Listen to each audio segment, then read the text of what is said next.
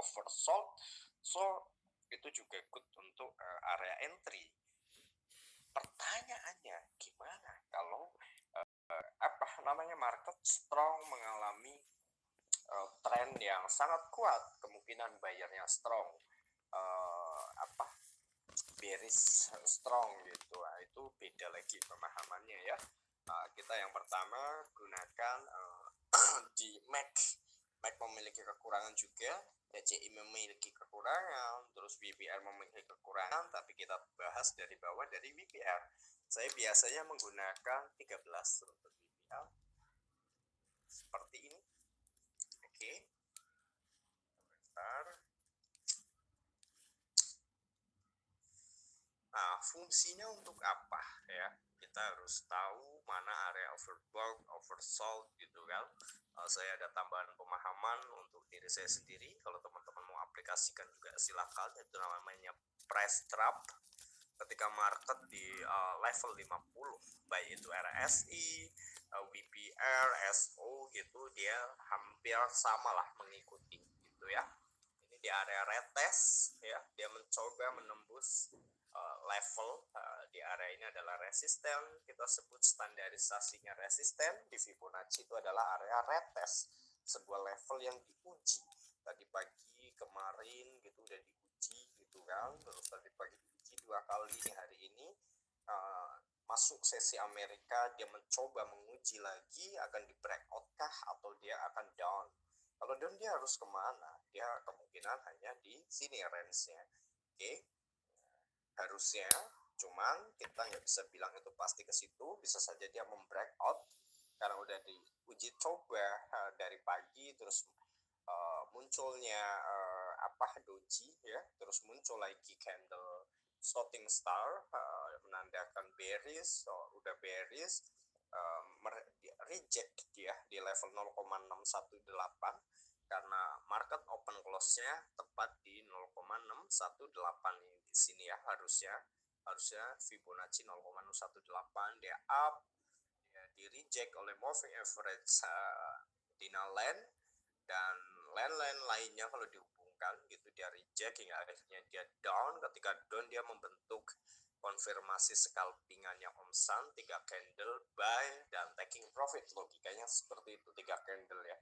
Jadi 3 candle itu 3 candle down ya, 1 candle bisa up, taking profit di tepat high-nya 3 candle gitu. Di sini taking profitnya kalau saya dulu scalpingannya gitu. Nah di situ ya.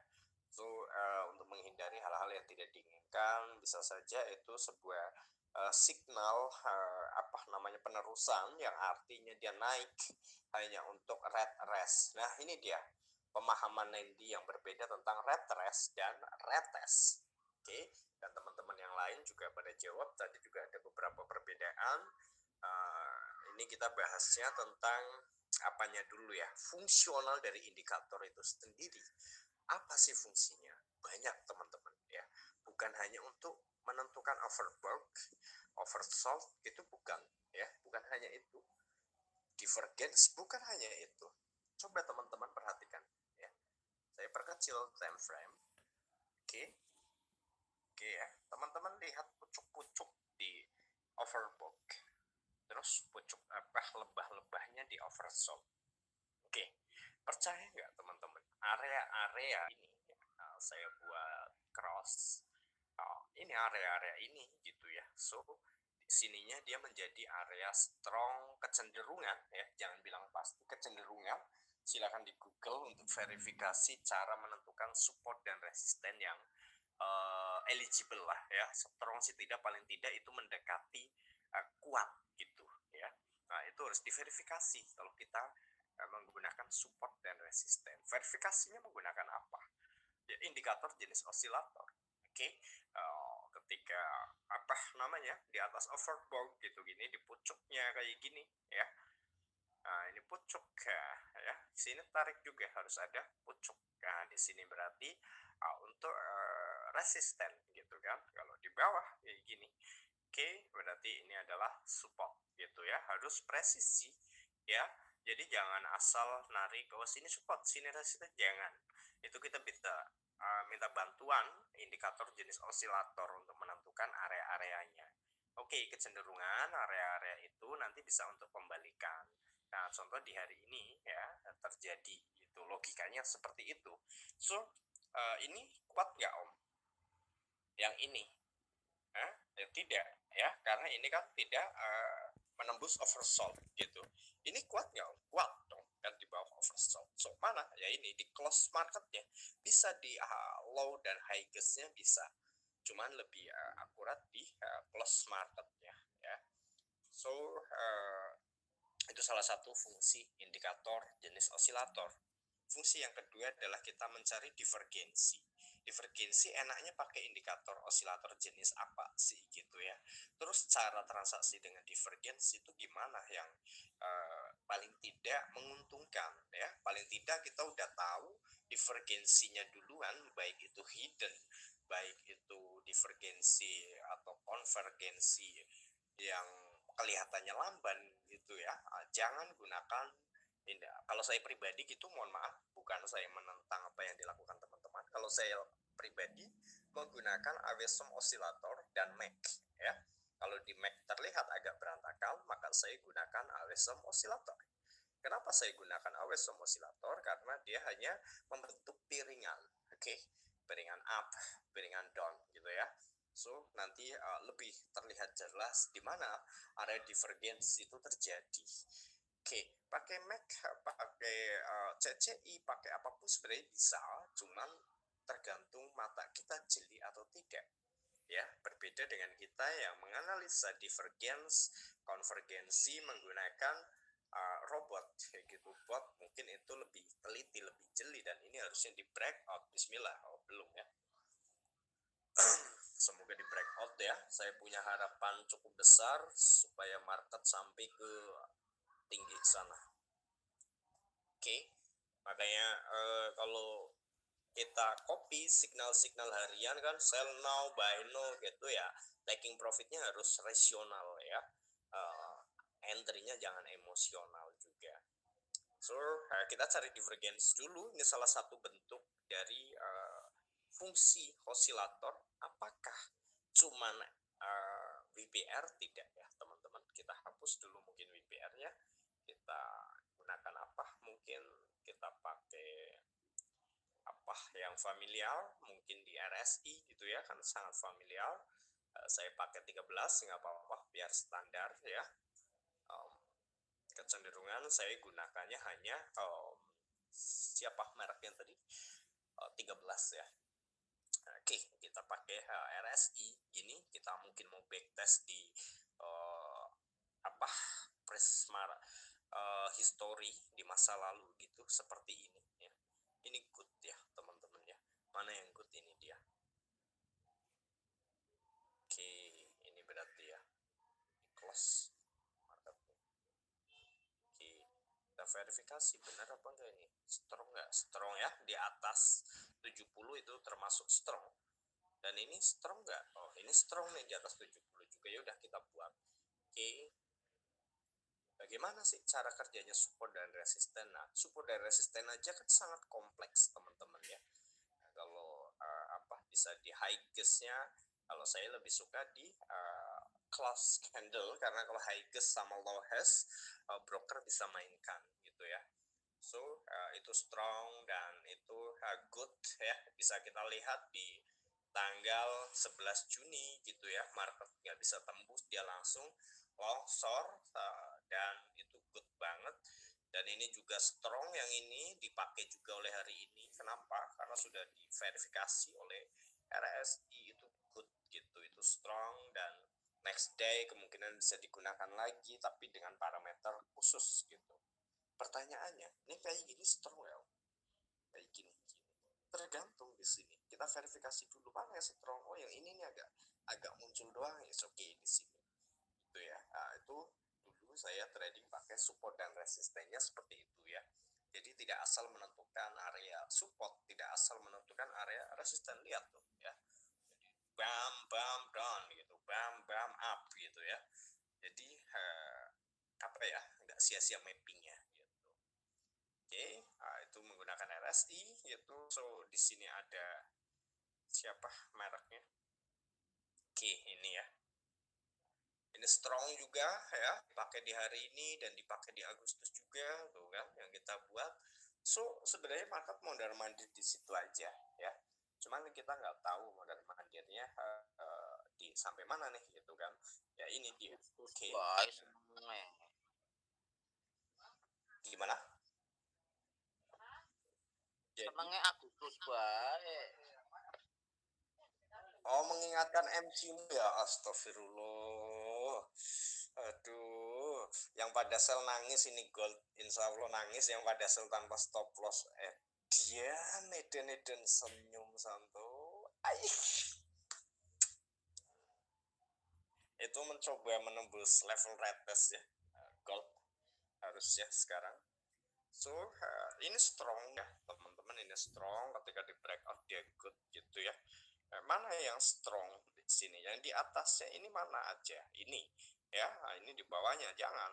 Nah, ini dia ya yang kita gunakan ini gitu kan. So ini gitu kan. Mana lagi? Nah, ini ya. Ini di sini berarti ada support yang dibuat dari hari sana dan di breakout oleh hari yang ini, itu kecenderungan ya pasti touchdown langsung gitu ya, meledak naik gitu. So good. Nah itu cara menggunakan indikator.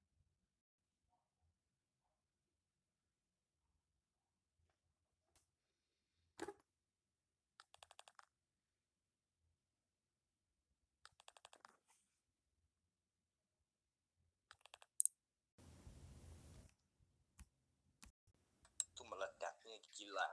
Tapi kalau dia false tapi close-nya nggak di 1823 ya meledak tuh nggak gila. Ini good banget.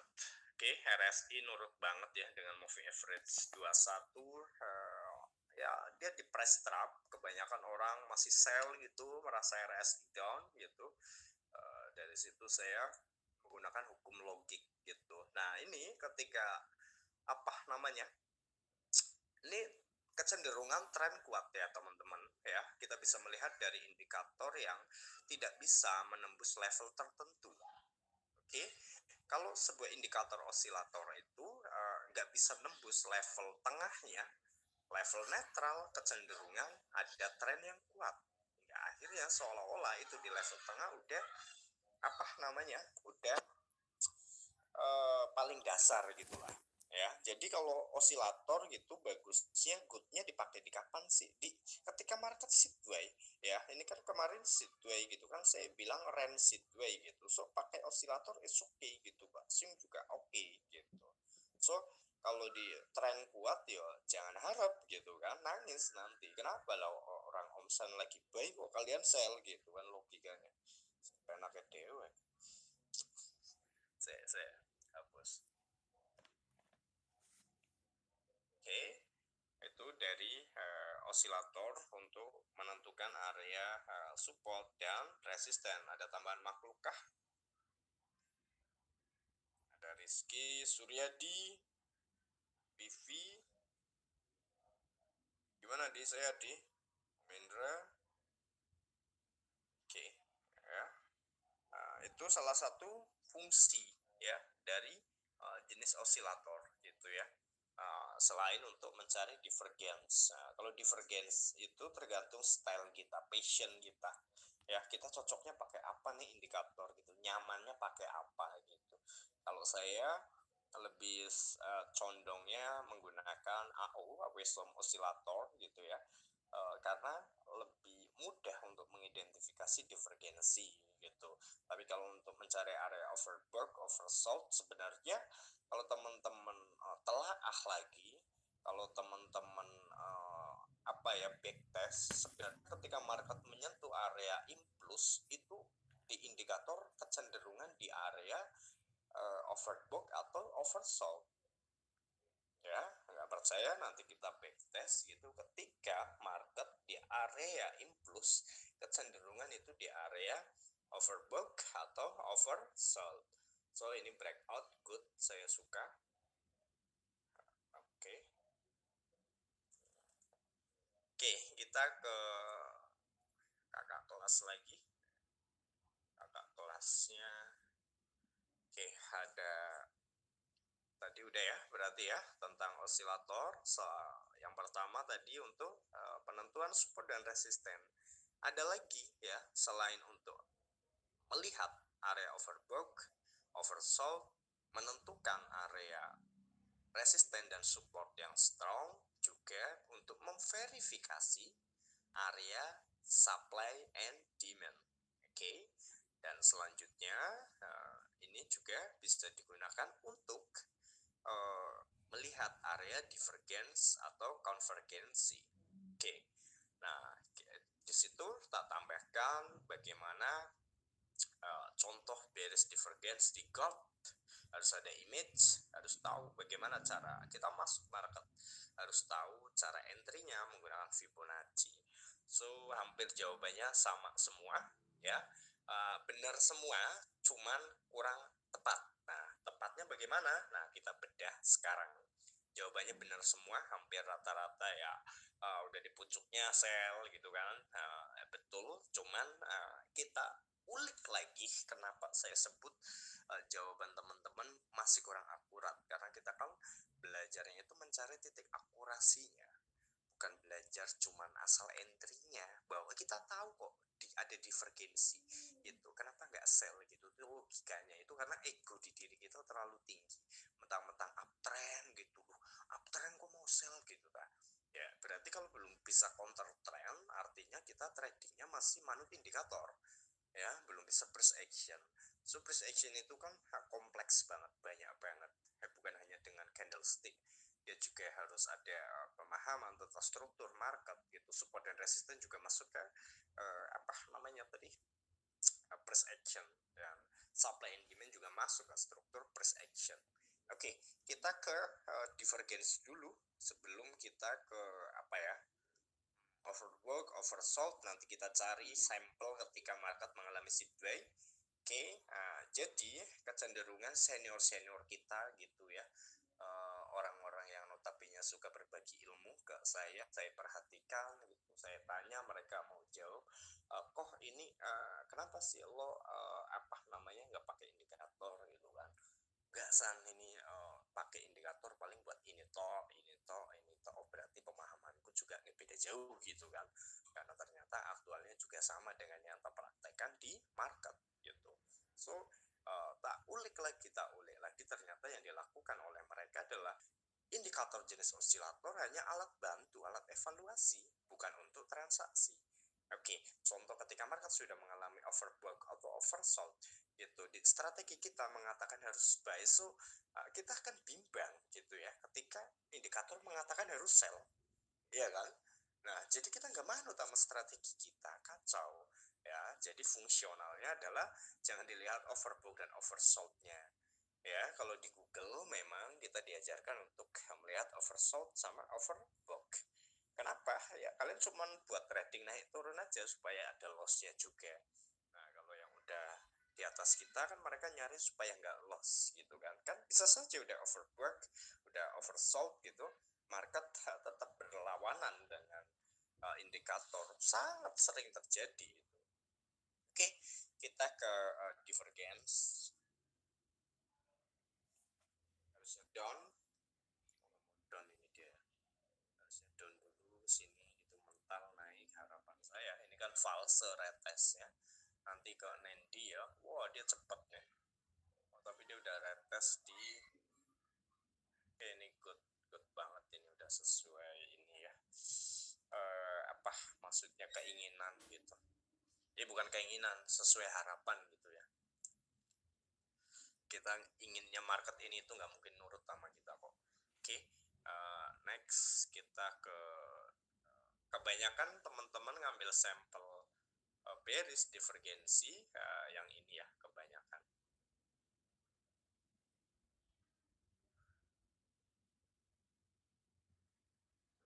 Nah,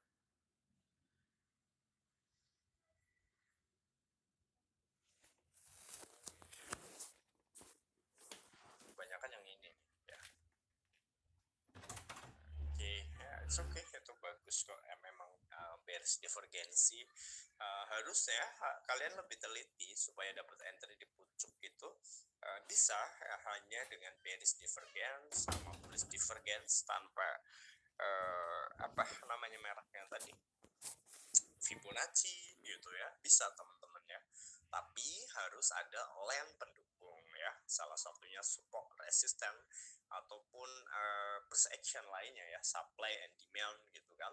So kalau saya ada teknik khusus, kemungkinan teman-teman cari di Google tidak ada. Kalau teman-teman kirim itu betul ya, narik trendline gitu itu betul ya, nggak ada yang salah dengan jawaban yang teman-teman kirim, dengan pemahaman yang teman-teman kirim. Cuman di sini tambahkan sedikit advance ya, supaya kita bisa masuk market lebih cepat daripada market itu sendiri. Oke, contoh ketika apa ini mereknya NFP kemarin itu divergence bearish, dan itu udah saya post sebelum terjadinya NFP saya akan sell, dan karena ada bearish divergence so too strong, dan meskipun senior saya bilang oh ya saya harus tetap percaya dengan strategi saya gitu, saya nggak mau ngikut orang ya, saya nggak mau ngikut orang yang belum tentu apa namanya profitable-nya bisa dibuktikan gitu di market. Kalau saya udah terbukti, ngapain saya harus ngikut orang, logisnya seperti itu. So ya saya nurut diri saya sendiri, saya sell gitu kan, saya nggak mau buy sampai 1820 gitu.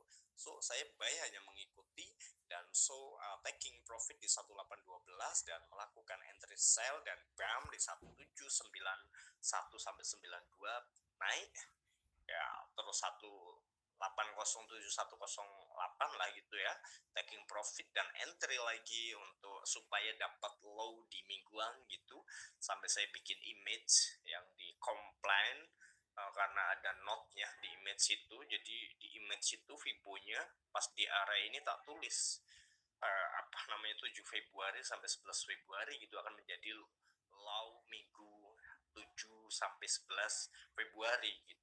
Akhirnya di complain ABCD rame lah, tak hapus lagi gitu ya, nanti tak postingnya ketika udah kejadian aja gitu kan, daripada sok mendahului kan nanti dikiranya kayak Tuhan aja gitu kan.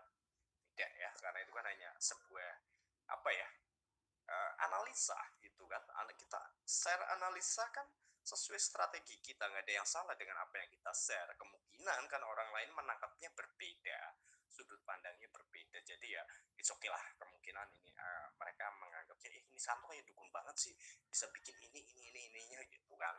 So ya mending dihapus daripada jadi konflik. Oke, kita ke divergence. Oke, mana trik khususnya? Kecil seperti ini. Kalau dulu saya tak balik gini ya, layarnya tak balik gini, saya mencari oh dia naiknya kayak gitu berarti turunnya harus kayak gitu, itu logika dari si apa namanya market gitu. Saya tambahkan always oscillator di indikator, sebenarnya ini jenisnya osilator ya, cuman diciptakan oleh Bill William. Dia banyak sekali, ada osilator, alligator, oscillator, fractal, gator oscillator, maka oscillation index. Saya pakai oscillator dan bam seperti ini. Oke, itu ada ini, saya standarisasikan aja. Oke, seperti ini ya.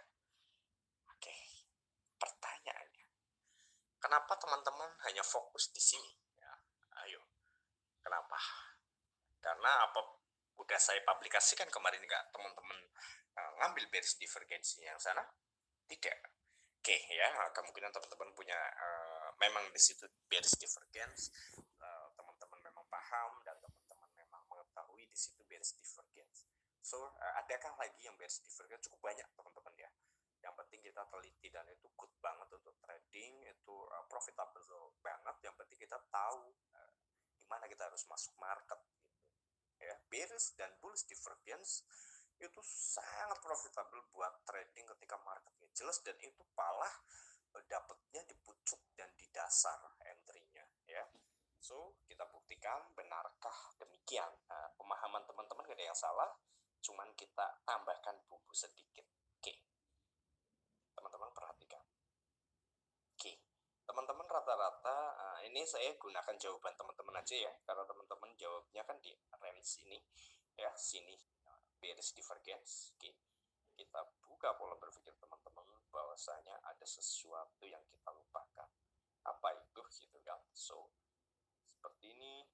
Sebentar teman-teman, mata saya hapus kemungkinan. Saya tidak hapus ini dan ini karena penting, dan bam seperti ini mungkin bam gitu ya. Oke. Lanjutkan di Wisdom Oscillator, dan teman-teman di 20 Januari sampai 25 Januari mengatakan bearish divergence. Kebanyakan teman-teman adalah narik trendline seperti ini ya, dari jawaban teman-teman. Oke, seperti ini ya. Kebanyakan ada yang seperti ini juga. Betul ya, ada yang kayak gitu karena di sini merasa divergence. Oke, di mana divergence-nya? Malah kalau tarikan teman-teman gitu kan. Ayo, ya kan teman-teman tariknya dari sini nih. Oke, ya it's okay lah. Ini berarti hidden divergence dong. Orang ketinggian sama, ya. Ini kan ketinggiannya sama, ya. Kecuali teman-teman ngambilnya dari sini, gitu kan. So, kalau saya cari dulu ya hidden divergence ya. Itu biasa 1 hari dan 1 hari. Contoh seperti ini high. Oke, sini high juga, ya. Lebih high. Oke, stay down. Itu bearish divergence. Oke, konfirmasinya bagaimana? Implementasi di marketnya bagaimana? Harus ada struktur yang notabene dijelaskan secara ilmiah, itu logik gitu ya. Harus ada logikanya. Kalau teman-teman asal narik gitu, miring kanan, miring kiri, ya stres. Ya, stres. Genteng teman-teman gitu dimiringin sana, miringin sini, kena angin ya roboh nanti rumahnya malah. Oke, logikanya bagaimana? Nah, ini gambar teman-teman seperti ini. Kita bedah lagi. Seperti ini, seperti ini, seperti ini, seperti ini. Bam, saya seperti ini. Saya masuk di sini. Sini udah bearish divergence. Oke, itu baru one day. Pertanyaannya, saya udah mengetahui akan ada sell gitu. So, kapan sellnya? Oke, kita tarik dulu. Di mana divergence-nya? Oke, kita lihat pucuknya. Perhatikan baik-baik. Kalau perlu direkord, pucuknya di sini. It's okay. Pucuk di sini berarti ya. Oke, harus diingat baik-baik. Candle yang ini pucuk. Oke, ya pucuknya tuh. Oke, kita cari pucuknya yang sini. Oke, pucuk tertingginya yang ini ya. Ini. Oke, mewakili bearish divergence? Yes. Yes banget. Ya. Mana buktinya? Ini dia.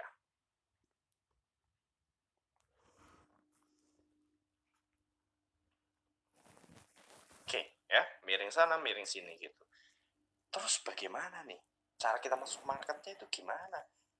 Masa ini langsung kita sell di sini gitu kan? Kalau dari image teman-teman kirim trendline kan berarti harus langsung transaksi dong. Ya, itu namanya bukan evaluasi dong. Nah, kita kan di market terus banyak evaluasi, kalau enggak ya los-losan gitu kan. So, letakkan trendline di low high-nya seperti ini. Ya, kan tadi yang high-nya yang itu ya, paling tingginya. So, ini di paling tingginya, tapi di low-nya seperti ini. Oke. Oke, teman-teman udah menemukan satu image yang berbeda dengan pemahaman teman-teman. Terus apa fungsinya, Om? Kenapa harus ditaruh sana sih? Logisnya seperti itu ya teman-teman ya. Untuk apa sih Om kok harus di low-low-nya gitu? Gak di high-high-nya gitu kan? Nah, ada yang pernah kepikiran? Nah, coba ada yang pernah kepikiran? Kemungkinan tidak, karena di Google tidak ada. Silakan teman-teman cari, tidak akan ada. Ya, kenapa harus di sana? Ini dia jawabannya. Hukum logikanya seperti ini. Oke, saya tarik di atasnya seperti ini. Sorry, nggak kelihatan ini ya. Saya letakkan ini berarti di sini gitu ya. So, nanti kita color, kita rubah. Gitu. Bam, seperti itu ya. Oke, kita rubah colornya. Bam, and bam, dan bam gitu ya. Dan bam. Merah ya. Terus si ini warnanya silver ya, yang bawahnya. Gimana nih cara kita implementasi gimana? Kita perkecil dulu. Kita mengetahui dia udah down terus naik. Oke, harus ada gunung apa? Vivi, gunung baru. So, kalau kita pakai yang ini ya, kita udah entry tuh. Sell nggak seberapa. Gitu ya. Kita mencari highest-nya. Kita mencari area bombardirnya. Area yang sampai kita dikira trader stress nih. Ya, sell sama buy bisa bombardir full gitu. pakai ilmu dukun katanya. So, Trara. Oke, apa yang teman-teman lihat saat ini? Yang teman-teman lihat saat ini. Ada perbedaan. Ada. Sangat ada perbedaan. Dari sini baru terkonfirmasi beris divergensinya. Bam. Mana? Hikes. K. Ya. Jadi harus ada polanya. Ketika dia down, dia naik. Dia harus membuat satu lonjakan baru. Harga hike. Coba membingungkan penjelasan saya atau tidak? Kalau teman-teman hanya tarik beris divergensinya, ujung dan ujung, logikanya seperti ini, teman-teman. Hukum logikanya gini. Ini kalau ditabrak dari bawah ke atas, itu bisa mental kayak gini. Itu logikanya. Oke, nah ini, ya. Sun Valen ini, oke, teman-teman tabrak, ini ketopang 2 candle di sini. Oke, logik ya. So, dia mau naik nggak bisa, ada topangan. Nah, itu strong, so itu hike. Oke. Nah, entry di situ, bombardir di situ. So, tinggal cari areanya itu area apa ya, gitu kan. Nah, kecenderungan area divergensi itu ada di Fibo. Kalau di Fibo racikan, itu ada di implus. Level berapa? 0,882, 0,118, 0, minus 0,118, dan 1,118. Oke, logik ya.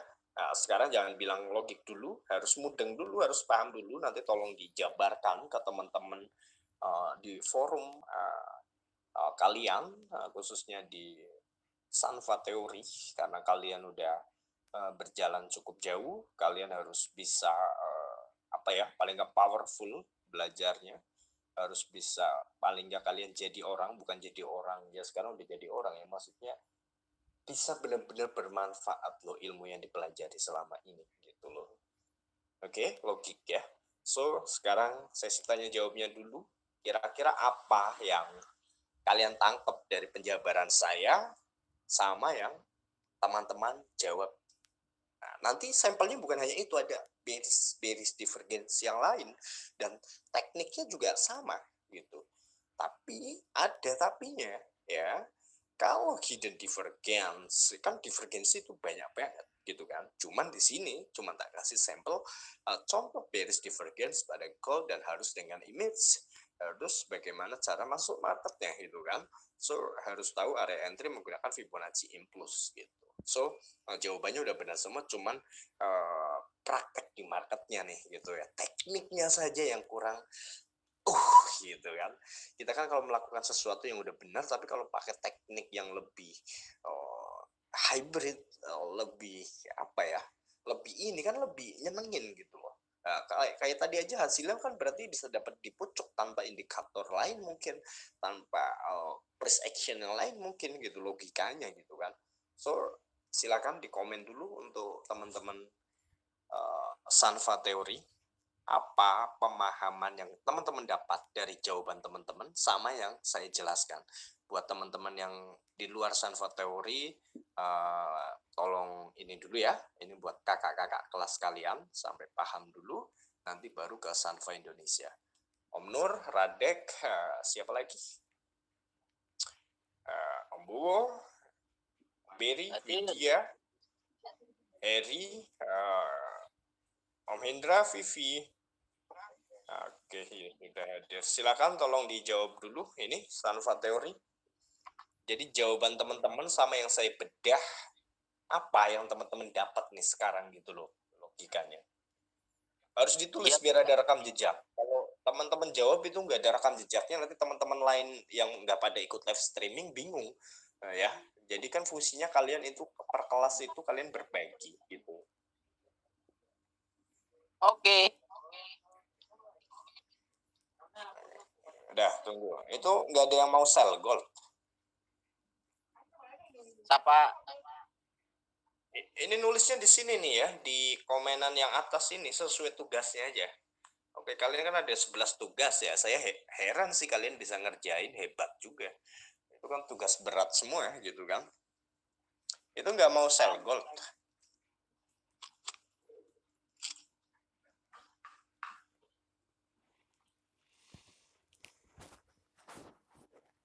Biar ada Wes. rekam jejaknya, mana nggak ada yang nulis.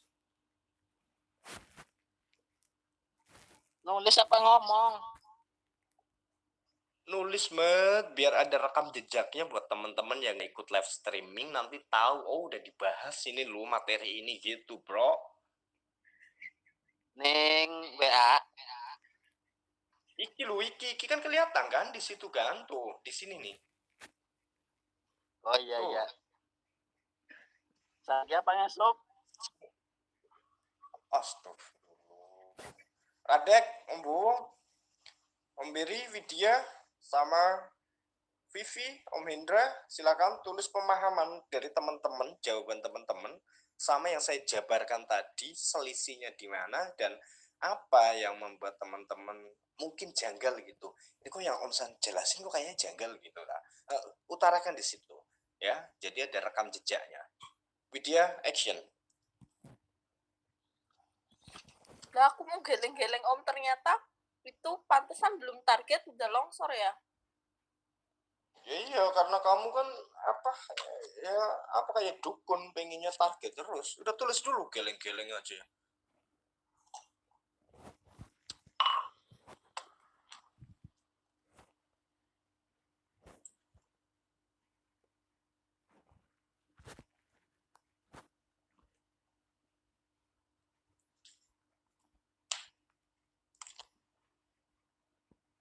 Mana ini?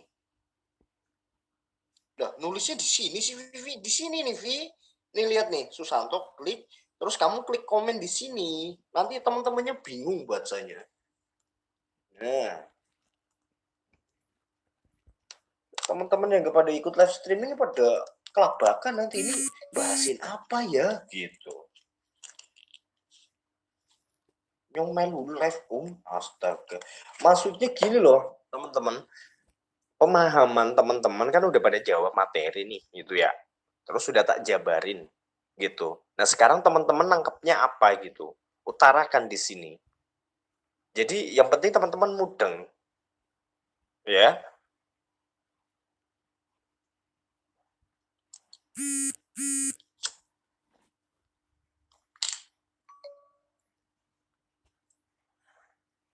Sambil teman-teman Sanva teori jawab di sini, semuanya harus jawab yang ikut live streaming ya. Saya sebut namanya satu persatu.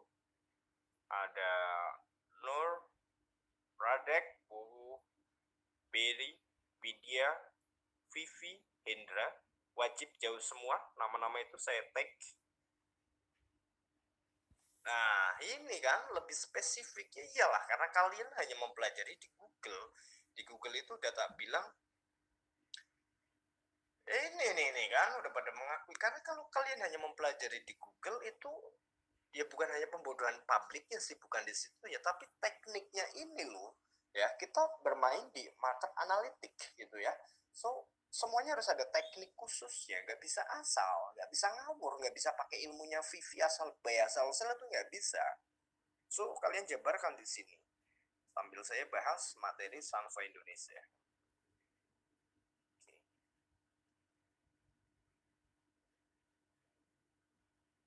Mana Sanva Indonesia, ada si Nendi ya, Nen?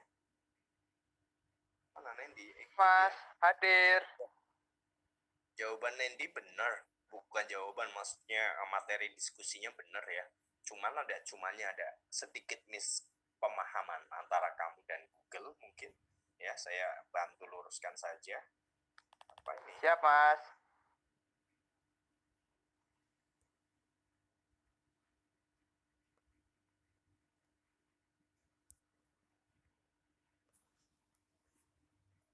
Oke, perbedaan ya. Oke.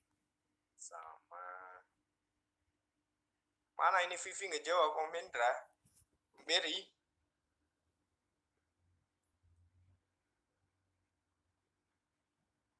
Ini nama-nama yang tak tag ini loh.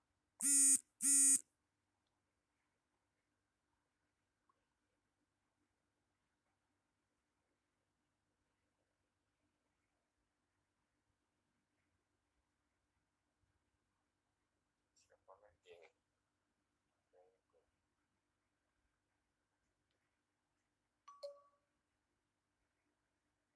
siapa lagi yang ikut? Sudah jawab di komen, Pak San.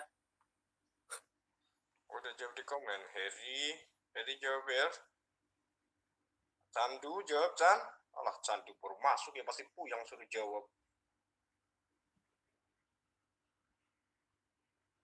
Oke. Lebih spesifik ya. Iya, itu karena kita mencari area entry-nya.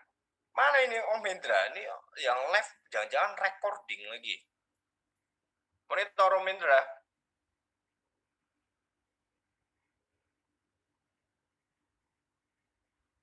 Dulu, komen di sini loh, temennya ndak itu loh. Untung exitnya tanpa bantuan Vibo apa bisa Pak? Ya bisa, ilmu ABC asal biru close.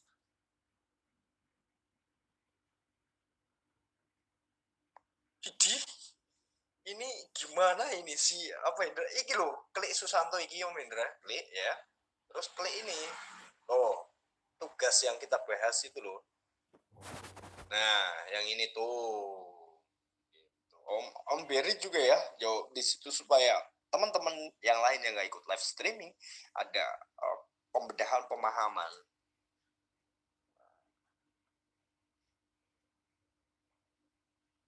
Pembodohan ilmu Google. Oke, kita sambil lanjut ke materi biar teman-teman yang lain jawab. So, itu tentang bearish divergence. So, apa namanya? Ini ada bearish lagi, ya. Ada bearish lagi. Mana bearish divergence? Ini baru muncul itu di gold. Wah, amazing nih, besok sell ya. Besok sell atau nanti malam sell gitu. Apakah ini bearish gitu kan katanya, kata si Google-nya. Ini high. Mana high-nya sini itu kan, dia naik, dia down gitu. Apakah itu bearish tapi ini masuknya high koreksi ya, bearish divergence koreksi. Bagaimana pemahamannya? Ya banyak sekali.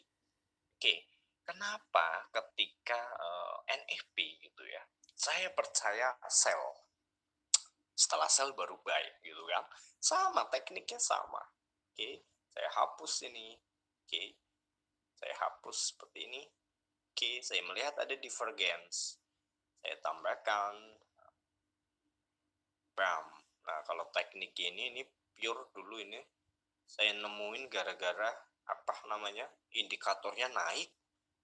Saya sell gitu kan. Jadi gara-gara kesalahan ini dulu divergence ini. Padahal kan udah divergensi gitu kata Google, kalau beres divergensi suruh sell. Udah di sell tahu-tahu marketnya naik. Loh, kurang ajar kan. Dari situ saya mempelajari, masa iya ya langsung sell, berarti langsung dong suruh transaksi gitu. Emang ini market OTC gitu kan, so harus ada logikanya nih gitu. Saya pecah, membutuhkan waktu cukup lama kalau untuk divergensi ini, dan akhirnya pecah dengan teknik yang ada. Oke, kita melihat bearish divergence. So itu udah saya post jauh-jauh hari ketika NFP gitu ya. So sama tekniknya sama, bam seperti ini. Kemarin saya suruh teman-teman buat, dan ini broker apa ya seperti ini. Oke. Harusnya yang mudeng pala Om Bowo sama Om Nur nih ya, high low. Ini ada bearish. Oke, yang dipakai yang mana? Oke, jadi apa namanya, ketika NFP ya seperti itu, terus tambahkan satu lagi HH-nya itu untuk area bombardirnya, sama kayak yang tadi. Kalau di touch nanti ada penjabarannya kalau di touch sama yang tidak di touch-nya ya. Oke.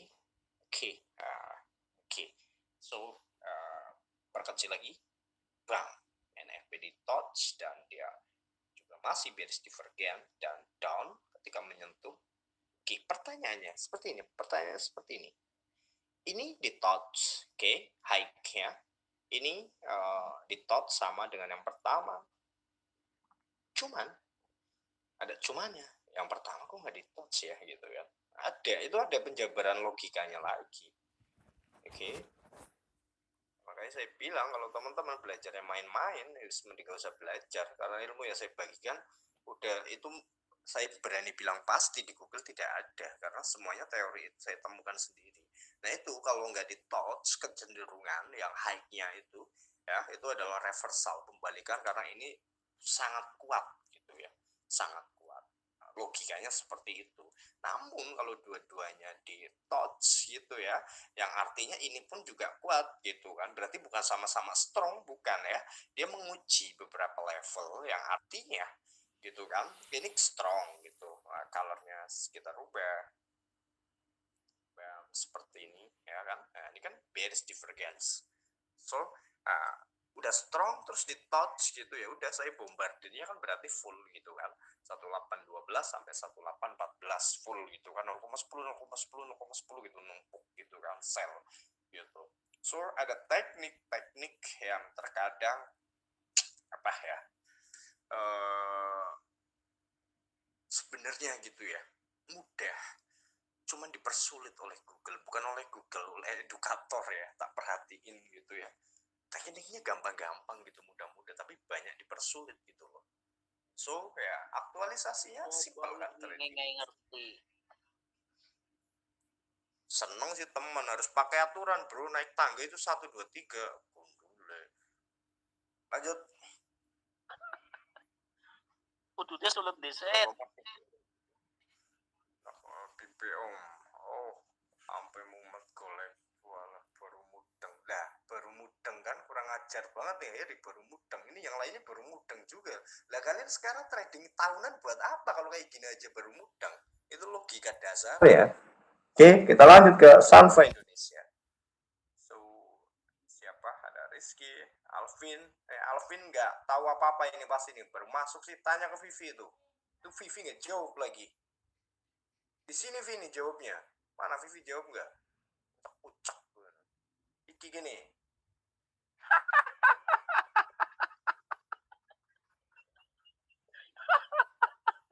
Ucak apaan nih?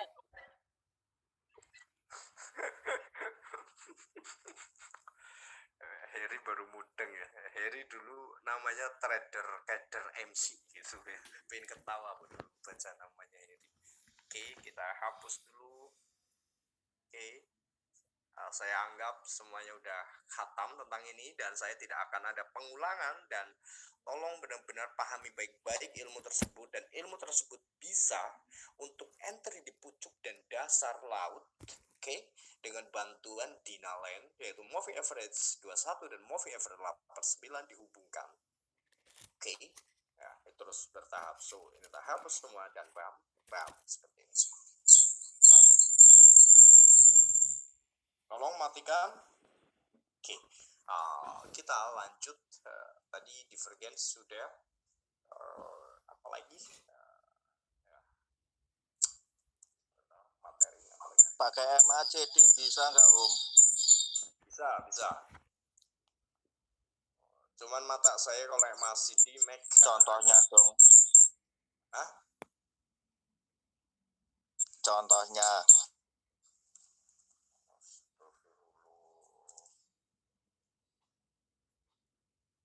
Saya pakai Mac 1313 K di bulan berapa tadi? Oke, di sini di Mac sebenarnya lebih akurat ya, lebih presisi dia. Cuman ada cumannya ya, kalau di Mac ini saya lebih cenderung untuk melihat besarnya volatilitas. Oke, contohnya seperti ini. Dia membentuk piringan besar, kita perkecil seperti ini ya. Ketika market di Mac membentuk piringan besar, dia kecenderungan akan ada reversal gitu ya. Bukan hanya koreksi namun reversal. Itu harus piringannya harus piringan besar gitu kan, piringan besar gitu kan. Dia udah mengalami divergence ya, ingat nggak yang kita di sini ini divergence. So ya udah saya tarik di situ, bam, kalau trennya ditembus, ini dia. Oke, ingat nggak, ini hidden multi divergensi ya, ada itu penjabaran paling komplit di FX Street .use gitu ya, .usa gitu, .use atau apa gitu, nanti saya kasih linknya. Itu penjabarannya paling komplit. Itu yang menulis dia analis di apa namanya FXCM atau apalah nama brokernya gitu. Itu good banget penjabarannya, itu bener-bener detail dari konvergensi, divergensi. Cuma saya suruh ngapalin kayak gitu, buat apa gitu kan? Tinggal pakai transaksi, pakai Fibonacci aja gitu kan. Kan ini buat bekal teman-teman bahwasanya tidak selalu kau harus gunakan Fibonacci, menggunakan teknik-teknik yang lain pun bisa yang dari di pucuk dan di dasar laut gitu kan. Nah ini kayak gini, ini paling bikin sering orang MC loh. Jangan salah. Ini multi hidden divergence. Oke, multi hidden. Oke, kita melihat ada ketinggian. Bam, di sini ya. Sini high-nya cuman gak ada warnanya, itu yang bikin saya malas pakai Mac kalau untuk mencari divergence. Ini juga udah. So kita tarik dari sini ke sini. Nah, kalau ini di breakout gitu ya jangan sell. Ya, karena itu hidden fungsinya. Ada rumus lainnya lagi. Assalamualaikum. Siapa ini makhluk?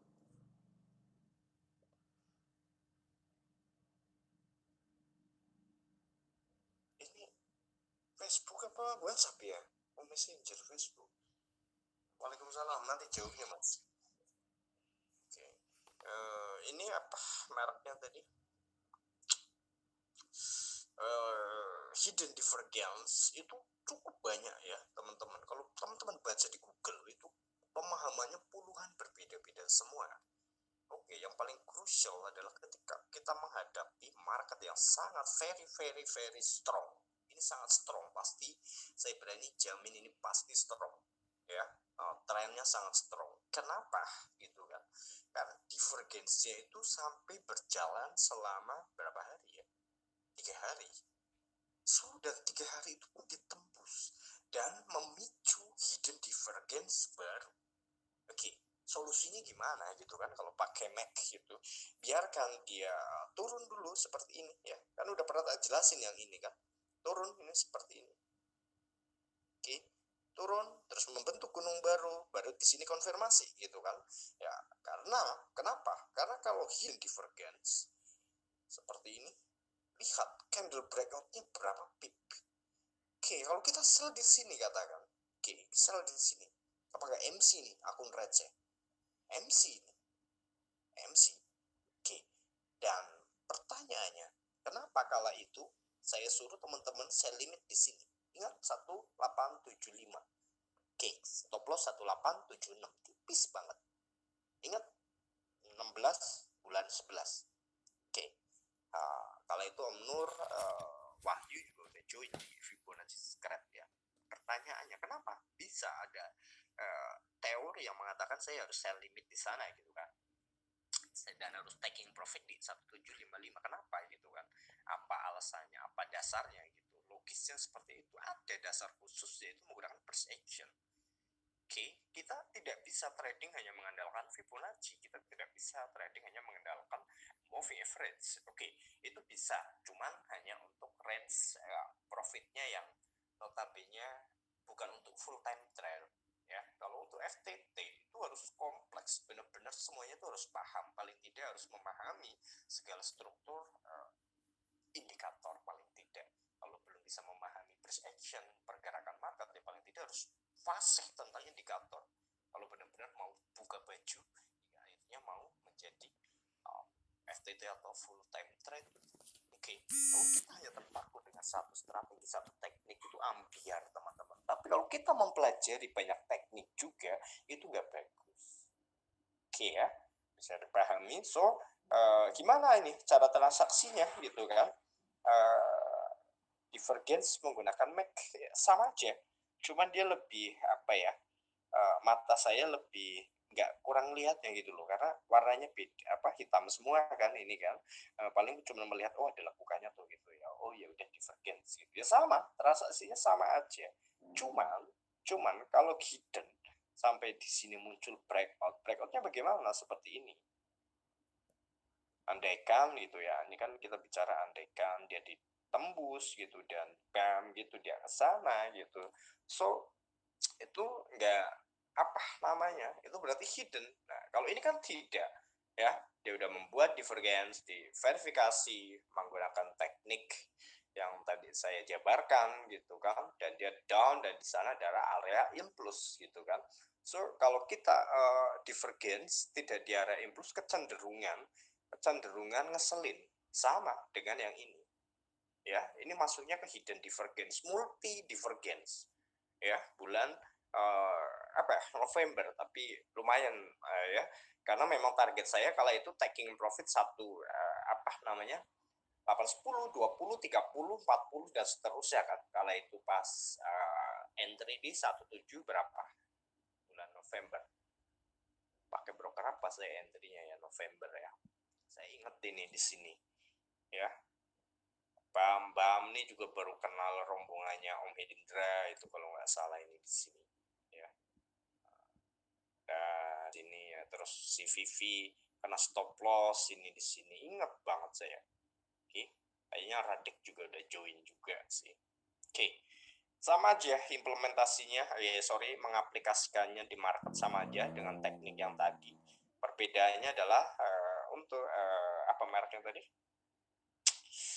MAC tidak ada warna yang berbeda hingga akhirnya membuat mata saya susah gitu ya untuk mengidentifikasi, oh itu udah divergence belum sih gitu logisnya. So kalau kita pakai AO gitu kan, mana AO, BAM gini kan, AO itu sebenarnya moving average 34 teman-teman ya, moving average 34 yang dikurangi 5 ya. Sebenarnya AO itu moving average exponential 34 dikurangi HL bagi 2 ya, high dan low dibagi 2 gitu ya, 34. Makanya nggak bisa disetting kan ke AO itu, karena dia pakai settingan standar gitu.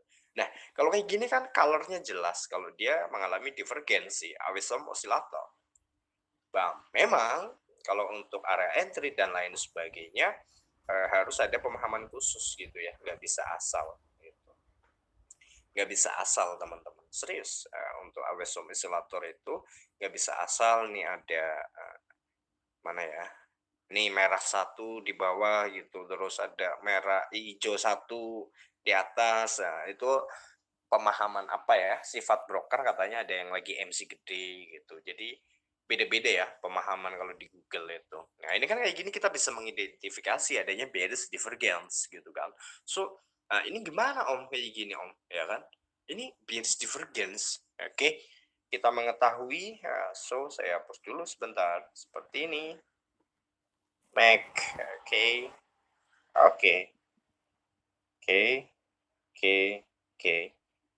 Bam, bearish divergence. So, bagaimana kita mengkonfirmasinya? Oke, ada tekniknya, ada ya. Jangan asal semua untung aja nih langsung nemu contoh sampel yang langsung hadir di depan mata. Bersyukur banget, tapi kalau saya tanya kalian nggak bisa ya bukan bersyukur. Apa bodohnya kelewatan? Siapa? Ini. Rombongan ini ya. Rombongan Stanford Theory. Oke. Bagaimana cara implementasinya?